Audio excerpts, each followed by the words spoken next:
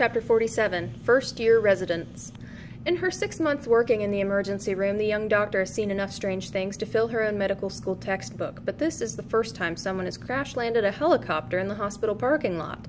She races out with a team of nurses, orderlies, and other doctors. It's a small private craft, 4-seater maybe. It's in one piece and its blades are still spinning. It missed hitting a parked car by half a yard. Someone's losing their flying license.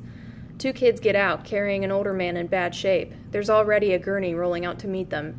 "We have a rooftop helipad, you know."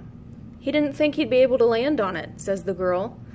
When the doctor looks at the pilot still sitting behind the controls, she realizes that losing his license is not an issue. The kid at the controls can't be any older than 17. She hurries to the old man. A stethoscope brings barely a sound from his chest cavity. Turning to the medical staff around her, she says, "Stabilize him and prep him for transplant." Then she turns back to the kids. "You're lucky you landed at a hospital with a heart bank, or we'd end up having to medevac him across town."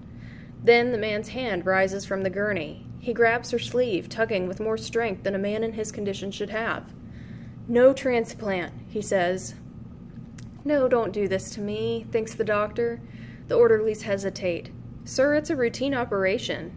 "He doesn't want a transplant," says the boy. "You brought him in from God knows where with an underage pilot to save his life, and he won't let us do it? We have an entire tissue locker full of healthy young hearts." "No transplant," says the man. "It's, against his religion," says the girl. "Tell you what," says the boy, "why don't you do whatever they did before you had a tissue locker full of healthy young hearts?" The doctor sighs. At least she's still close enough to medical school to remember what that is. "It drastically lowers his chances of survival. You know that, don't you?" He knows. She gives the man a moment more to change his mind, then gives up. The orderlies and other staff rush the man back toward the ER, and the 2 kids follow. Once they're gone, she takes a moment to catch her breath. Someone grabs her arm, and she turns to see the young pilot who had been silent through all of it. The look on his face is pleading, yet determined. She thinks she knows what it's about. She glances at the helicopter, then at the kid. "Take it up with the FAA," she says. "If he lives, I'm sure you'll be off the hook. They might even call you a hero."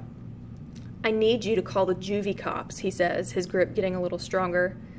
"Excuse me?" "Those 2 are runaway unwinds. As soon as the old man is admitted, they'll try to sneak away. Don't let them. Call the juvie cops now." She pulls out of his grip. "All right, fine. I'll see what I can do." "And when they come," he says, "make sure they talk to me first." She turns from him and heads back into the hospital, pulling out her cell phone on the way. If he wants the juvie cops, fine. He'll get them. The sooner they come, the sooner this whole thing can fall into the category of not my problem.